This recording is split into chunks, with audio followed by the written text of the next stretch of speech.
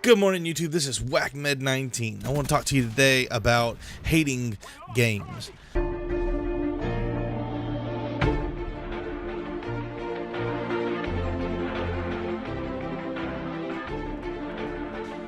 Why do you hate Call of Duty? Why do you hate Battlefield? Do you hate Titanfall? I don't know. I haven't heard a whole lot of people say that they hate Titanfall. But why do you hate these games?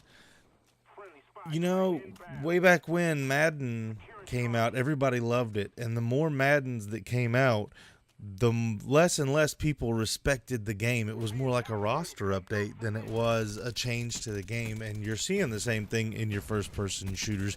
Not much is changing. And you see Titanfall come out, and I think that people are, they cleaved to it, but now they're starting to leave it. And you say, well, is it the first person shooter that we don't like, or is it the game cycle that we don't like? And I want to say it's an element of both. To keep the attention of Call of Duty people, which, I know a guy who says Call of Duty players have very short time or attention spans, and we do. But if you want to keep their attention, what do you do? How do you make the game better? Do you make it a 6-month rotation? That's completely unfeasible. But what if the DLC came out in 6 months? All 4 of the map packs. What if all 4 of the map packs came out in 6 months, and then the game had a 6-month resting period where you got microtransaction DLC kind of stuff, and it still got support from the game publisher, but the DLC came out within 6 months of the launch of the game? I think that would be awesome. I think it would be huge. I think that the fact that it's split up on Xbox and PlayStation is stupid. And you're saying, you're only saying that because Xbox is losing it and it's going to PlayStation. No, I actually didn't think about that until just right now.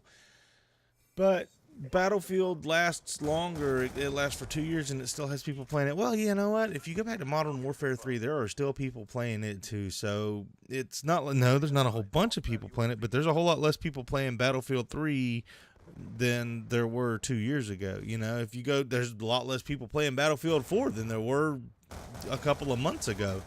And I think that that's because you get bored with the game because you play it so much. People grind in these games. You really put so much into it, so much effort, so much time and thought into it. And it goes away. You get tired of thinking about it. And I don't know that I'll be buying any more season passes because my attention span is just too short. Why do games that come out in the spring do so well? Why was Titanfall such a big hit? And you can say, oh, it's because it's revolutionary and the Titans and first person shooters. Okay, well, yeah, no, that's some of that.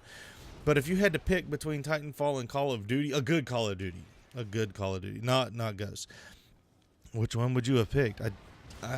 Right now I'm having difficulty because Titanfall is new and Ghost is so bad. But I don't know that if it came out in the fall, it would have got as good a reception as it did coming out in the springtime.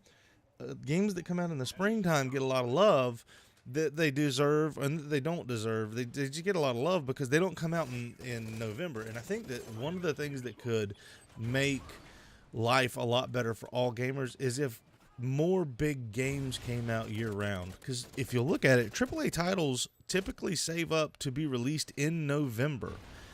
Movies don't do that. Movies are all staggered, and you don't typically have 2 movies of the same genre coming out within the same week or on the same release date as each other. Typically, movies are staggered. There's a lot of movies that stagger where they come out just because they don't want to come out and compete for box office money from another movie.